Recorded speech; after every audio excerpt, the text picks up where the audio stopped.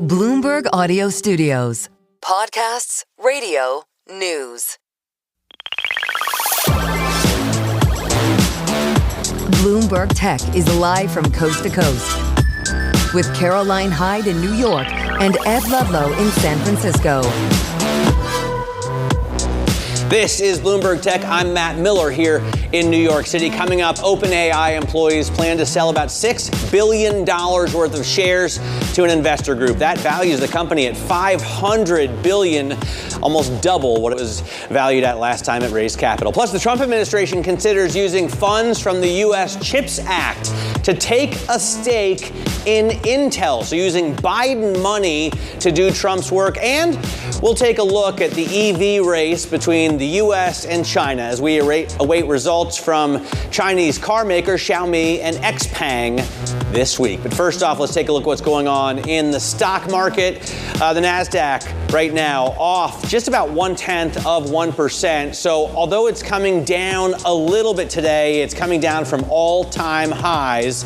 23,695, still quite an elevated level for the NDX. Current and former OpenAI employees are planning to sell nearly $6 billion worth of shares, as I said, to an investor group. And that is one of the top stories that we're following. But before I get there, take a look at what's going on with Intel shares. Right now down about 2.33%, I should say. Intel falling after that news on Friday, and Meta down on a story out of The Information that the company is going to revamp its AI unit for the fourth time in 6 months, splitting it into four, also down 2.33%. Now let's get to that OpenAI story.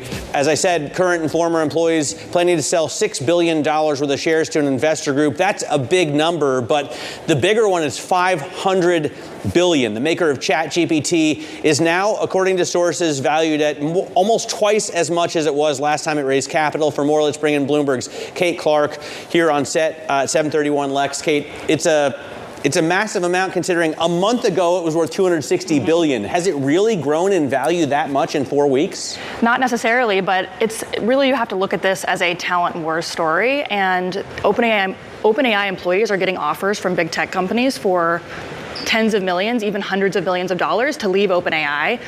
Secondary transactions like this help OpenAI retain their talent. In terms of why we're seeing these big secondary offerings, and at the same time as we're seeing, Mark Zuckerberg paying people $100 million bonuses, is every valuation just lifting out on the West Coast if you're involved in AI programming? Absolutely, yes, is the short answer. And partly that's because investors are incredibly excited about these companies. They think OpenAI, Anthropic, and others will be trillion-dollar companies like Meta, like Google.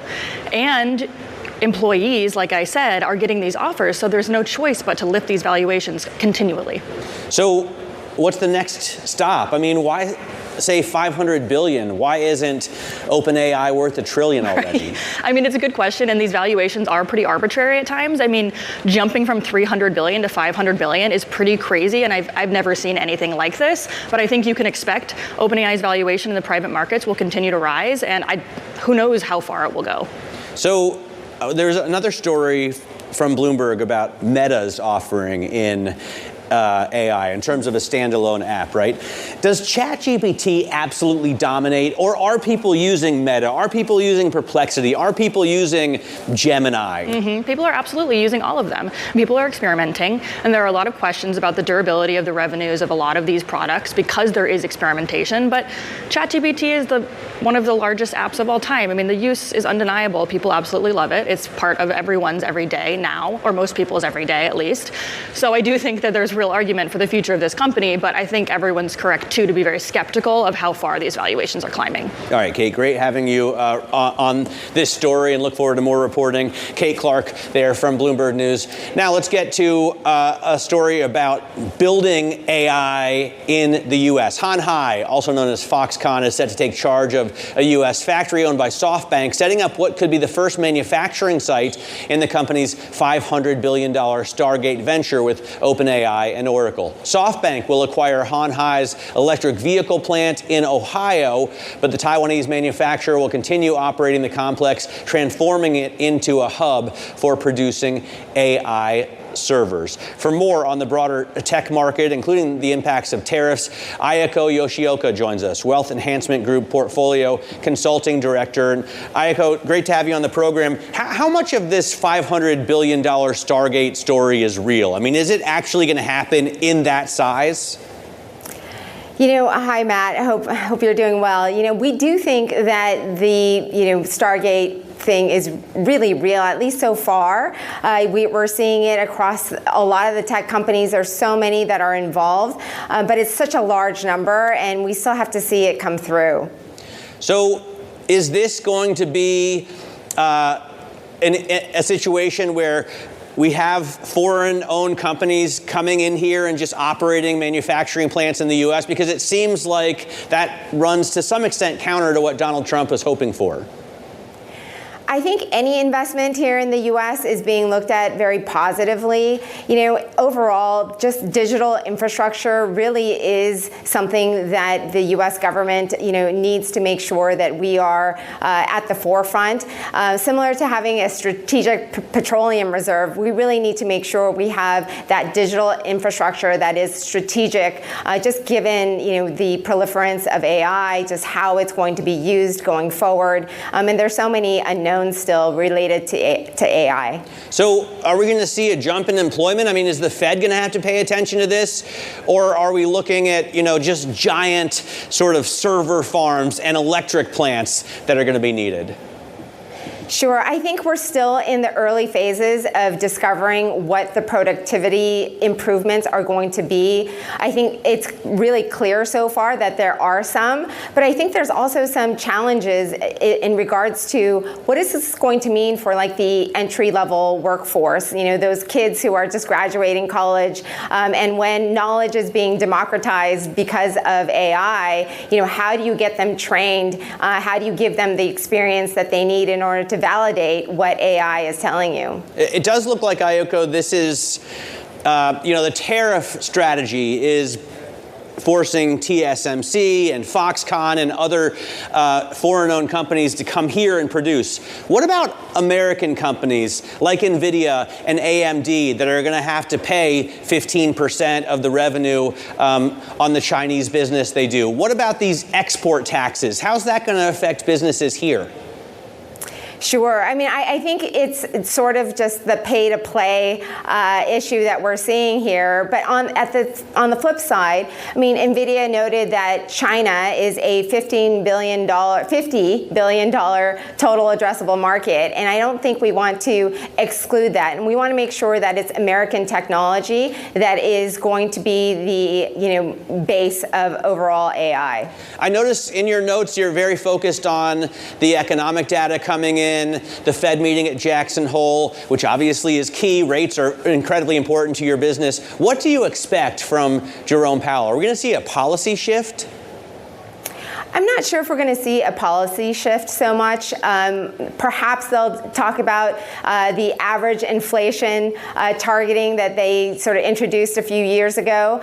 But, for the most part, we are looking to see if they are going to signal any sort of openness to that rate cut in September that the market's already pricing in, just given some of the, numbers that we've seen so far this year regarding both inflation and unemployment. But that PPI number last week really threw a little bit of a wrench into the story. Yeah, 3.7% on the core. Does 4.5%, does the Fed target rate right now feel restrictive to you? A little bit. I believe that, in normal times, I think we're looking at a Fed funds rate closer to 3 to 3.5%. And so, having current rates above 4 is still a little restrictive. And you're seeing it with those cyclical companies. I mean, thankfully, most corporations have pretty solid balance sheets, just given the opportunity to refinance back during the COVID years. But we're 5 years post that, and so having a little bit lower interest rate in order to refinance further is going to be helpful for many of those cyclical companies. It does seem like cyclical companies, industrials, real estate investment trusts are now far more important to the tech picture than they once were. Absolutely. The digital infrastructure really is something that investors have been looking at beyond just the actual chips and, servers that are powering AI. We're definitely looking at real estate, definitely looking at, industrials that provide power, cooling infrastructure and all of that to the data centers. And so, there's definitely a broadening out. It's just that it's all still related to one major theme, which is AI. All right. Ayako, great to get some time with you. Really appreciate it. Ayako Yoshioka of Wealth Enhancement Group, talking tech as well as, the old economy, because the two are coming together with digital infrastructure. Coming up, shares of Dayforce surge after reports Thoma Bravo will take the HR software firm private. More on that story next. This is Bloomberg Tech.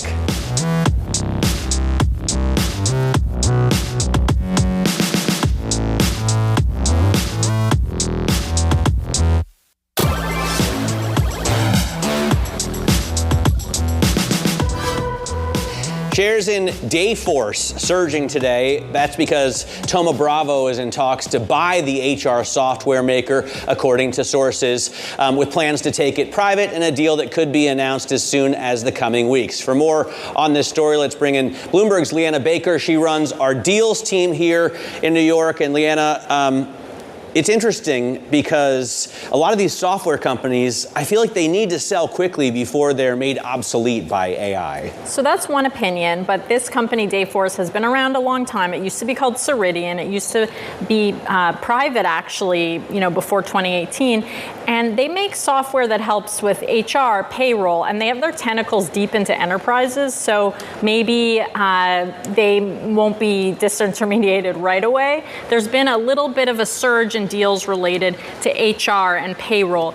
There was a deal for Paycor earlier this year. Paychex bought that, and ADP also did a deal to buy Workforce last year. So these are just some of the acquisitions that have been happening in the space. We're seeing consolidation and not necessarily AI taking over. There's a couple take privates, the Soho House story I'm talking about also today, but is this part of a trend? These private equity firms have just raised so much dry powder over the years. Thoma Bravo has, tens of billions to deploy. They've been one of the more active acquirers. We've reported they're in talks to buy another company in the tech space called Verint.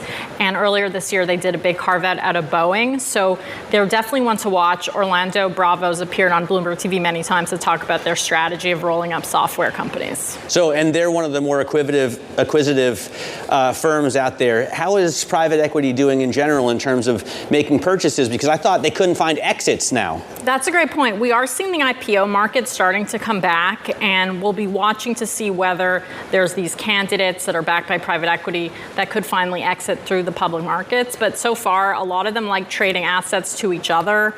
I mentioned that Dayforce used to be backed by private equity. So T.H. Lee, as far back as 2007, they were backed by another firm. So this would sort of be a return to private equity for Dayforce. So what's next in these deals? What are you and your team watching out for? So you mentioned that we reported that this could still be a few weeks away, so there's still news to break. What does Thoma Bravo pay for this company? The company has $11 billion enterprise value, but what's the exact price they're paying? Does this go to up to $15 billion, for example? So there's plenty of details to break that investors will be watching. All right, Leanna, thanks very much. Leanna Baker runs the deals team for us here at Bloomberg. Now, Swedish AI startup Lovable called itself the fastest growing startup in July, and now it's eyeing nearly $1 billion in annualized sales next year. That's according to the CEO, Anton Osika. Speaking with Bloomberg Tech's Tom McKenzie, he says Lovable's approach to developing allows anyone to be a coder. I think everyone in the age of AI really have to relearn which tool to use when. And if you are technical and you know how the coding works, you're actually more productive with Lovable. So that we're seeing a lot of technical people loving the tool and then being able to talk more productively to the AI. Anyone can learn to be productive talking to the AI, but there's an advantage for technical people. I think what we're going to see is that everyone is a developer. Like now, there's been much less than 1% of the world population. Everyone is becoming a developer now, and 99% of the best ideas are from people who don't know how to code. So this is for me a very clear example of AI having a positive impact. More people can start successful businesses without being bottlenecked by not having time or the skill set required to build software. When you think about listing, even if it is a further away prospect, Anton, is Europe the place that you would consider, or does it have to be the gravitational pull of the US? So I'm really betting on Europe, and like one of the reasons we're here is to prove that you can build a world-class team and execute better and faster than from the US. I would love to list in Europe, but I haven't looked at any of the details. Okay, and in terms of when we look at, for example, Google absorbing Windsurf, and earlier on, of course, in this innovation story, Microsoft absorbing Inflection, is that potentially what happens to you and Lovell? Would you be open to that kind of acquisition where the talent is absorbed into one of the mega cap US tech companies, or is that something you would fight against? That's something I would fight against. I think most of the value that we're going to accumulate as our the bottleneck right now is on the technology. In the future, most of the value is in the relationship we have with our customers, the trust and the community around it, and that value can only be realized as a standalone entity. So that's what I'm expecting us to continue to be. That was Lovable CEO Anton Osika. Coming up, Comcast gets serious about its customer losses, but it's a long road ahead. Details next. This is Bloomberg Tech.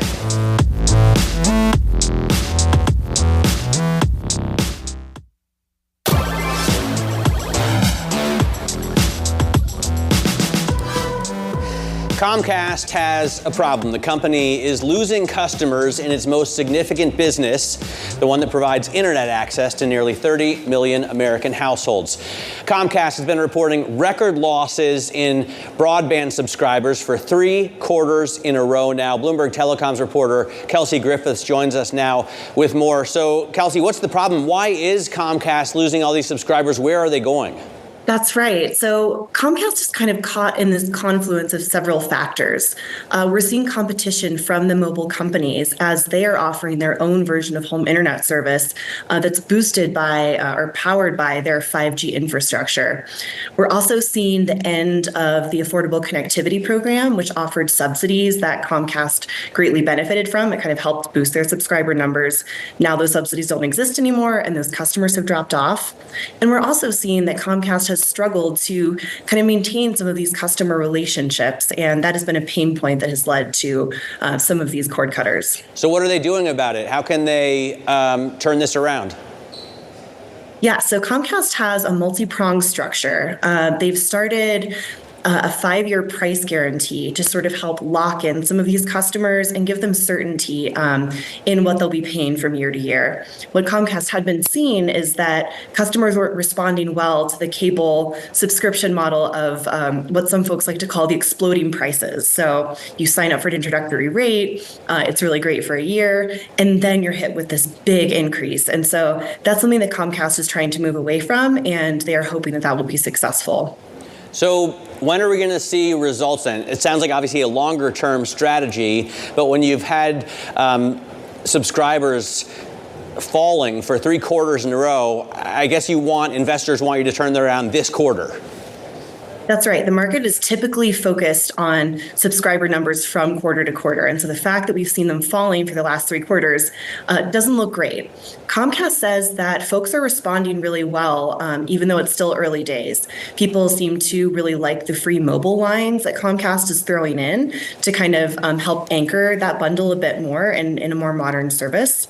We also see that people are potentially responding to this price guarantee by upgrading their internet internet service. They say, look, we know that we're not going to be paying, huge price increases over the next 5 years. Maybe we go up in a speed tier or something like that. So Comcast says that it's still early days, but they are feeling encouraged. All right, Kelsey, thanks very much. Bloomberg's Kelsey Griffiths covers the telecoms for us. And now let's talk about one of the companies that may be eating Comcast's lunch. YouTube is said to be looking at making a play to host the Oscars. According to sources, the Google-owned video site has inquired about buying the rights to the Academy Awards. For more, Bloomberg managing editor of media and entertainment, Lucas Shaw, joins us now. And Lucas, obviously, YouTube isn't offering you an internet connection, but rather than paying for a cable package, a lot of people are likely to watch TV on YouTube instead.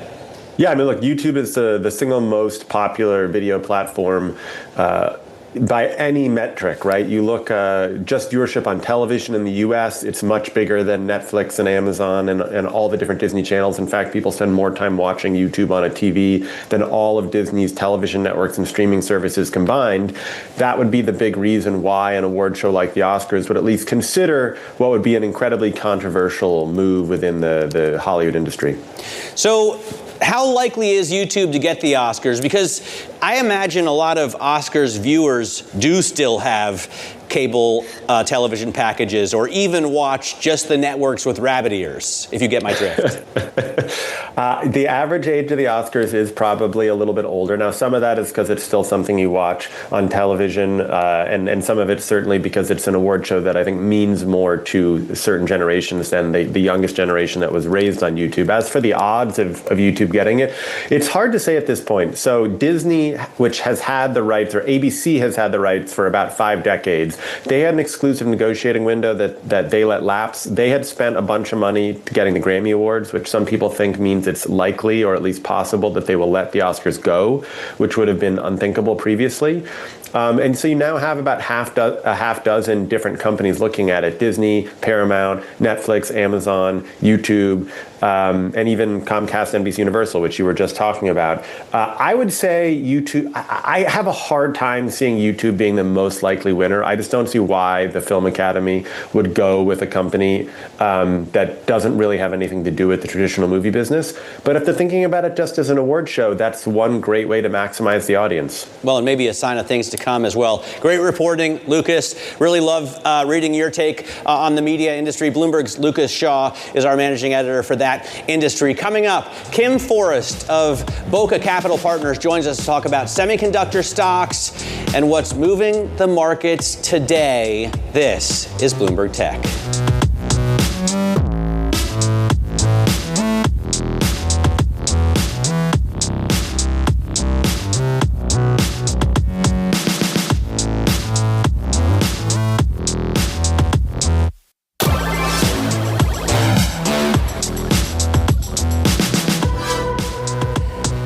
Welcome back to Bloomberg Tech. I'm Matt Miller, filling in for Ed and Caroline. Let's take a look at what's going on in these markets. Here's an intraday picture. So that doesn't tell you a heck of a lot, except for the fact that we're down by about 0.25% from what was an all-time high. Obviously, we're at pretty lofty levels here, both in terms of the price and in terms of valuations. Let's take a look at what's going on in specifically chips right now, because the Philadelphia Semiconductor Index, the SOX index, is up even as Intel falls, because Intel is not as important as it once was, right? It's only a $100 billion company, and today it's worth 1% less because of some of the news that we heard over the weekend and some of the moves that we saw on Friday. Let's stick with Intel and semiconductors right now and bring in Kim Forrest, the CIO of Boca Capital Partners. And Kim, this, I think, was one of the most exciting stories of last week. The fact that, at least according to people familiar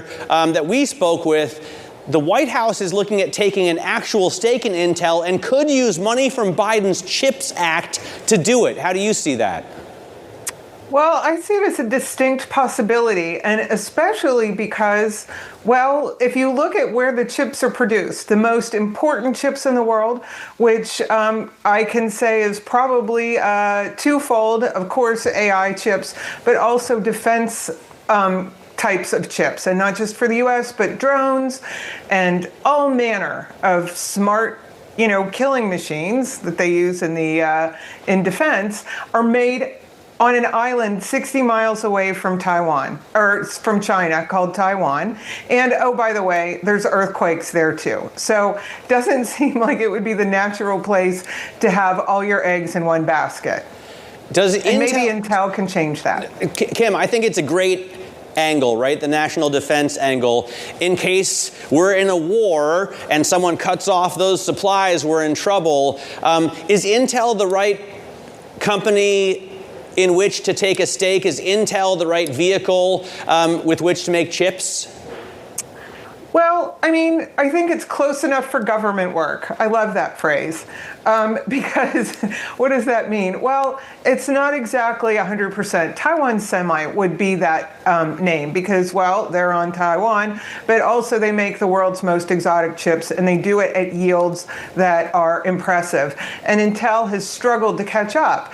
That being said, it's not out of the realm of possibility for Intel to catch up. And oh, by the way, 75% of their chip making capability is right here in the US. So how much do you think the US should take, and what are the best plans for Intel? I mean, they did want to build a $30 billion fab in Licking County, Ohio. Is that something that they need to revive plans to do? I would say maybe look at what they've got, right? I like that approach of incremental as opposed to let's build new. But that being said, I don't really know what the right amount is.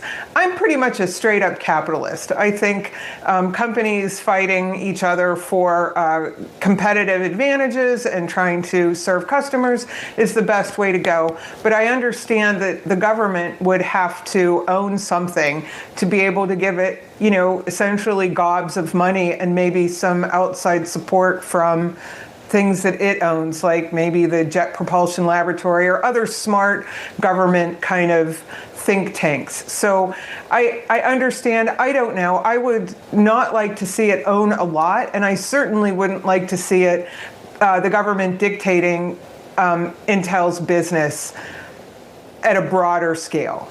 Kim, what's your take on the export tax that this administration wants to slap on NVIDIA and AMD? Because if you look at these things through the national security lens, and that makes sense, that deal would seem like we're willing to sell some national security at a certain level. Well, we always are. We're capitalists here.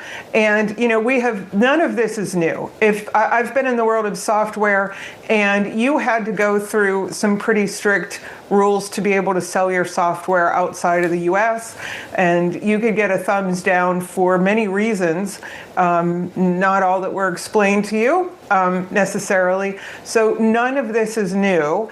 So I'm not really sure that this is really selling the top jewels to China through AMD and NVIDIA's kind of not A products, but B or C products.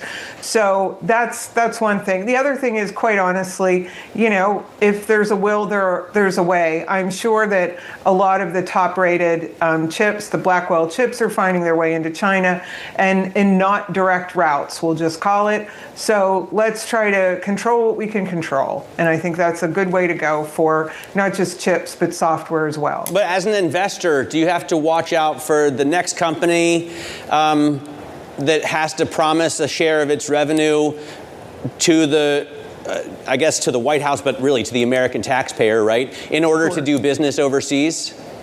Sure, well, it does seem like that is the trend here. But the good news is that these chips they are in demand, and the price is what the price is. So 15% higher doesn't seem like it's a huge barrier to anyone that really wants these chips.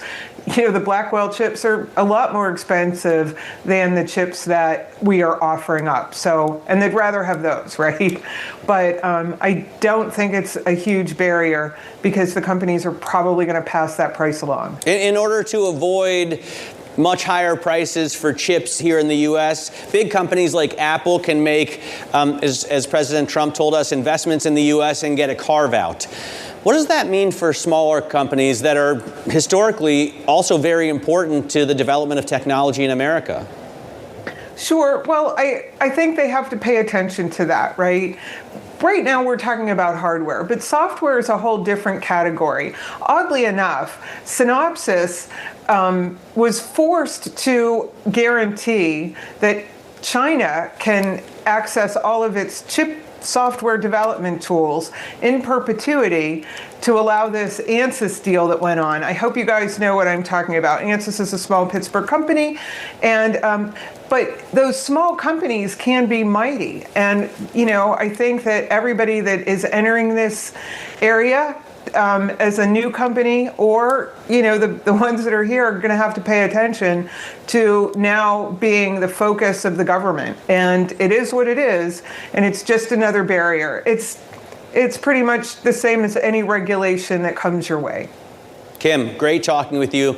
Love your intel on this. Really helpful, I think, to viewers. Kim Forrest there is the CIO of Boca Capital Partners. Coming up, former President Joe Biden, you see here, test driving Ford's electric F-150, the Lightning, way back in 2021. But sales of EV pickup trucks still haven't picked up much with U.S. consumers. We'll talk about why and where American car makers stand in the EV competition with China.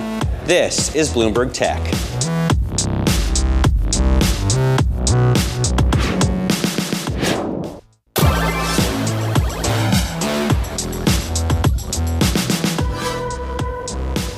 American car buyers typically love pickup trucks, but not apparently the electric versions. Tesla, Ford, General Motors, and Rivian have all struggled to gain traction in this part of the market. Bloomberg's Detroit bureau chief, David Welch, has been reporting on this story. And David, I have to say, I'm following these companies closely, and when the unit sales numbers come out every month, I'm shocked to see how small they are for EVs in general, but also the fact that all these companies have tried to get in with pickup trucks first. Why is that? I think when you had announcements from Rivian and Tesla early on that they were going to go with trucks, I think what everybody figured is the U.S. pickup market is so big that even if a small portion of it went electric, you would still get a pretty big chunk of buyers. And you had all of these reservations, people paying $100 to Tesla or Ford for the Lightning. Tesla said 1 million people, Ford said 150, 200,000 people had reservations, and they tooled up production for that, and GM piled in, and everybody said, geez, this is really going to hit. But those reservations didn't really turn into sales for a variety of reasons. One is pickup trucks lose a lot of their range when you're towing or hauling something, and not everybody uses. In fact, the majority of pickup owners probably never haul or tow anything, but they like the fact that they can, and those who do, particularly commercial users, say they just don't get enough range. They don't get enough driving range when they're actually doing the work their truck needs. And there are political reasons too, Matt. Republicans tend to buy pickup trucks, or I should say pickup buyers tend to be more Republican than not, and EV buyers tend to be more Democrats than not, and a little bit of a disconnect there, so people just haven't bought them in big numbers, and everybody is struggling to sell them. Nonetheless, the industry keeps pushing towards this. In fact, I was talking to Jim Farley yesterday. He was out at Pebble Beach, and he's touting this new affordable, it's a mid-size pickup, so not a full-size American machine, but a mid-size pickup that they'll build in Kentucky for $30,000. Why do they continue to push towards this goal? Well, price is one of the big problems with pickup trucks. I mean, you look at GM's trucks, for example, they can go 500 miles on a charge, the Silverado and the GMC Sierra EVs. That's quite a ways. And they do lose a lot of their range when you're towing a decent amount of weight, but that's still 300 miles you can go if you're hauling something. That's pretty good, but the trucks are very expensive. So if you're a fleet buyer or if you're just an individual consumer, you're looking at paying another $10,000, $20,000 for the electric version, and you don't really get anything more for that other than EVs are pretty fun to drive, but a lot of truck owners also like the hum of their V8 too, as opposed to the silence of an electric motor. So they're just not getting enough for that. You get the price down to $30,000, even for a mid-size pickup truck. That's kind of where you're looking at Ford Ranger and Chevy Colorado mid-size pickup trucks. That's where they're selling, roughly speaking. Then you'll get some more sales. GM's doing something similar. They're going for a lower range pickup truck 400 miles instead of 500, but should sell for thousands of dollars less. So everyone's trying to get the cost down because that is one of the big barriers with these vehicles. Right. Slate, for example, going for a much lower range, but also a far lower price, is an interesting startup as well. David, as always, I look forward to your reporting. Bloomberg's David Welch, Detroit bureau chief, covering, since he's in Detroit, for the most part, cars. Let's stay on that to some extent. Shipments of China's rare earth products reached their highest since January last month. The increased supply comes as Beijing agreed to resume sales to the U.S. as part of a trade truce. Earlier this year, China curbed flows of 7 rare earth products made there in retaliation to U.S. tariffs. That's a move that raised concerns about a global shortage, and it hurts particularly the car industry, the electric vehicle makers, because rare earths are so important for really ICE and EVs. Let's stick with the global competition in that space and bring in Ellen Hughes-Cromwick. She's a visiting fellow at Third Way's Climate and Energy Program, former chief global economist at the Ford Motor Company. And Ellen, this is so critical. We were just talking about the importance of semiconductor manufacturing, and at least there's a solution, right? You can actually make them in the U.S. But what about rare earths? Is it possible to have a scalable business that manufactures rare earth magnets in the U.S., or is it just too dirty? Oh, hi, Matt. Great to be with you. No, we have plenty of rare earth. The question is when, not if. It takes a long time to get to a point where you're harvesting and you're refining. We've learned that with some simple critical minerals like lithium and some others for the auto industry. So I'm firmly in the camp of, hey, if you want to do it, you can lift it and refine it. But it will take some time to get that infrastructure in place. And really, that's been one of the bottlenecks for EVs in general, which is, you've got a very complicated industry. It's making a transition. It takes a substantial amount of time to do that. So this is another area where the Trump administration is buying into private industry to help push it along. MP Materials is one company in which they've taken a stake to do that. Do you believe we need a real government push in order to be refining rare earths here? Well, if you think about public finance theory, and I just want to put this on the table, if you think you have a market failure, or you got a negative externality, it's very simple. There's a role for government intervention, but we got to stick to those principles. And if, in the case of these things where, we have a public good, which is our climate, it's a public good. We consume it. Everybody does every day. And if you think that public good has to be protected, then there is a role for government policy. And I just stick to that framework and those principles. And I think those are important tests for understanding where we need public policy and where we don't need public policy. So we've seen, Ellen, Ford has to pause production at some of its factories over the past few months because they can't get a hold of enough rare earths, enough magnets to make the vehicles that they need to. I'm sure other U.S. manufacturers have had, if not pauses, similar problems and frustrations.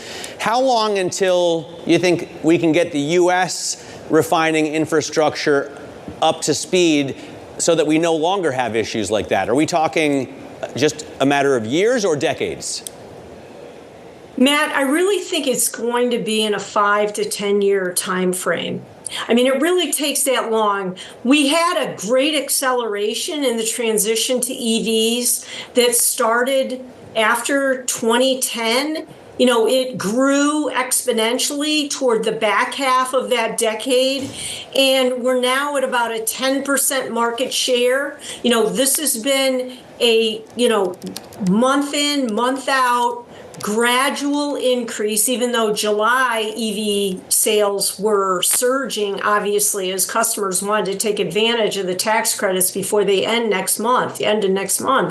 It will continue to gravitate higher, but without the IRA tax credits, this is going to slow it down. And, it doesn't seem like from a competition standpoint, and like you were just talking about, like get sourcing domestic for a lot of reasons, not just the climate, but national security.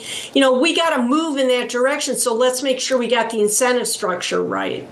Ellen, great to talk to you. Hope to get you back to talk more about this. Ellen Hughes-Cromwick, Senior Visiting Fellow for the Climate and Energy Program at Third Way, formerly at Ford. Coming up, what's in store for Apple's Vision Pro after adoption has been slow to pick up? I'm sure that you don't have one. That's next. This is Bloomberg Tech.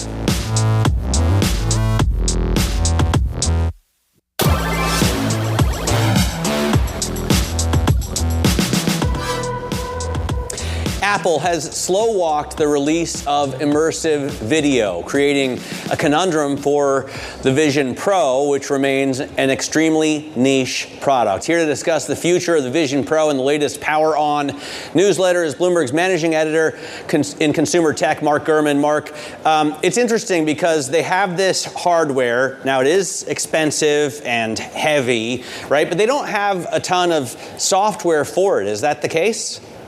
Yeah, that's right. And, taking a step back, we've never seen Apple launch a major new product category that they've spent nearly a decade and nearly $10 billion developing sort of flop like this, right? The Apple Watch was a little slow out the gate, but pretty quickly, within a year or several months, it started to go mainstream. The iPod quickly went mainstream. The iPhone ticked up pretty quickly. The iPad was a blockbuster out the gate. So this is going slower than I think even Apple anticipated to some degree. The best feature on the headset, to your point, is the immersive video content. Some of the stuff we're showing on the display right now, but it's very limited. They have a few series. They only have a few episodes for each of those. They've only released 27 pieces of immersive content in the last year and a half, and it's a conundrum. It's very expensive to make, but why invest all that money in it if the headset's not selling well?